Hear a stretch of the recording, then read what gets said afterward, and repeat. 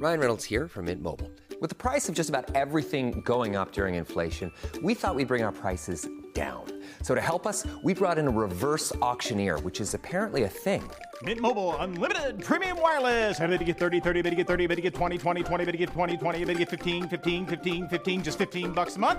Sold! Give it a try at mintmobile.com/switch. $45 upfront payment equivalent to $15 per month. New customers on first 3-month plan only. Taxes and fees extra. Speed slower above 40 gigabytes. See detail. In this episode, we're talking about taking ownership for your side of the street and a little more of a let's get real episode around your behavior. It's very common for me to get messages from women wondering if they are the narcissist, if they are abusive, if they are just as bad as their destructive partner. And this is because they know that they have behaved in ways that they are not proud of and that they know are wrong, and that they might even feel very remorseful and guilty for. They might feel really bad about ways they've behaved, or maybe even embarrassed and just not good at all when you have a conscience and you know that this is not who you want to be. But if you've been destructive in such ways that you've acted out, maybe you've behaved in ways that would fall under the categories of abuse, and you have behaved in abusive ways, either toward your spouse in retaliation or toward your children, whether it was repressed emotions that were directed at your spouse that are being taken out on the children, or just toward the children, period. So we have to own our own roles in this, ladies. This is not about victim blaming. In fact, it's, when women say victim blaming, they're arguing for their victim stance. So I don't fall for that. I don't even use that language around here because I don't ever want you to identify as a victim. Because the truth is that the real victims in these situations are the children. This is why I'm really harping on this, because I know enough to know the damage that it causes them over time to blindly stay in these relationships and condone your own bad behavior because you're in a bad relationship. So then these kids don't have anyone leading them. There's no one in the household that has a healthy mentality that knows how to drive this ship. So it's going down and they are the ones that suffer. So if you know you have been destructive and you have behaved in ways that you're not proud of, there are 3 pieces to this. And these are the 3 steps that I would have you take a look at if this is you. If you are not proud of the way that you react or even the way that you parent. This is very common to be in reactive mode when you're in one of these situations, but it doesn't give any leeway for you to behave in those same ways. So this is like real self-ownership here for your side of the street. So the first thing is to own it and realize that you have had some destructive behaviors too that you're not proud of and that you also want to change, you want to stop, you want to no longer participate in, so that you know you're not part of that dynamic anymore. You're removing yourself from that dynamic and you're no longer behaving in those specific ways. You're also getting help and support with this on your own. This, I cannot stress this enough. Do not go into a therapy session with your spouse talking about your destructive ways, because you know what's going to happen is then the relationship will be equalized within the therapeutic setting. Because I'm a former therapist, I was trained in depth in the field of counseling, in the practice of counseling, and we are taught to always remain neutral. Remain neutral in couples counseling. So that's why if you've attended couples counseling, you will notice that there isn't any of that holding accountable in a couples session. In fact, what the therapist will often do is go toward the man, because he's already seen as, well, he's here and most men won't do this, so let's coddle him a little bit.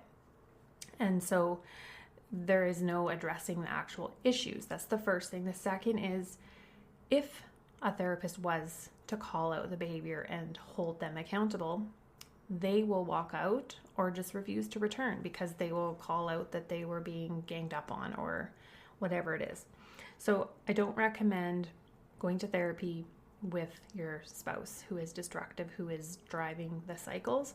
If you want to be personally accountable and do your own work with how you show up in this, get your own support from someone who can guide you properly with how to change your own behaviors. Do not go to therapy with your spouse to work on these issues or any issues whatsoever. I never recommend it ever, even in some cases, if you have someone that is destructive and is violent, has anger outbursts, is manipulative, is mentally and emotionally abusive. Don't do it. The next one is to make a commitment to yourself that you will not be reactive or behave in destructive ways toward or in the vicinity of any children or any teens in the home. That you will do your part. This is going to be really hard. It is very hard to not get triggered. But remember, the less you get triggered, the less energy you're giving and attention you're giving to your spouse. And they don't want that, right? They want your attention. And so the less attention that you actually give it, you're not feeding that cycle anymore. And that doesn't mean the problems go away.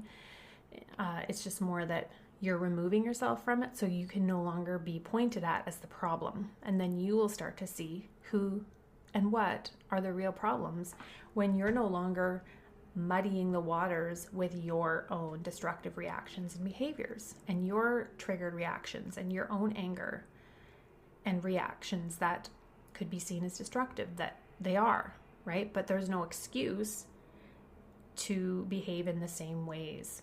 So that leads to number 3, is to remember you can never justify destructive behavior because of someone else's destructive behavior. Does that mean that you need to be nicey nice to someone who's being abusive to you? No. But you do not need to do any outward action or anything that could be seen as aggressive, destructive, or damaging toward the other person. You can make that choice.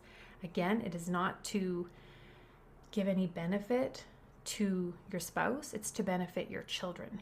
That's the only reason why you'd be doing this, is to be clearing the path here so that, number 1, they will see, well, mom is working on it, or mom's the calm one. And the second is you're not giving them any ammunition to bring you in as part of the problem, because you know how they like to do that. And so you can say, all right, I recognize I have a list of ways I know I've behaved I'm not proud of. Maybe there's a few things, maybe it's just in general, you know that you were an irritable, edgy, impatient mom, that you weren't present for them, and that's really hard to sit with and realize. And again, you work through that with a therapist who understands these dynamics, or a mentor coach that has been there that can guide you through these feelings and these aspects of actually taking ownership. This isn't about pointing any fingers or blaming yourself or beating yourself up. In fact, it's actually the most powerful thing you can do is take full self-ownership of your side of the street. So always remember, 2 wrongs don't make a right. You've probably heard that. Those were things that we learned in childhood, and it doesn't apply any less in these situations, because you know that it doesn't feel good to you to behave in destructive and unhealthy ways. And when you do, it's really difficult to have clarity on who the real problem is. So not to say this is easy work, but you will benefit more from these aspects. Just even if you were to drill down and go deep in these 3 aspects, you're going to shift the dynamic exponentially. And if you'd like some help with that, I invite you to get on the waitlist for my upcoming round of End the Cycle. This is my coaching program that I run over the past 6 years for women in destructive relationships. And it will help you get clarity on whether your relationship is beyond help, or if you're just experiencing, incompatibility or something like to that nature. That's a lot of times what women wonder, or they're wondering, well, is it me? Am I the issue? I've had my own past issues and my own past traumas. Is this me? And then you're also going to formulate your plan for what you're going to do next, whether you choose to stay for now or plan your exit. You can get on the waitlist at Leanneoten.com/ETC waitlist, or head to the link in this episode show notes for more information. All right, I'll chat with you in the next episode. Take care.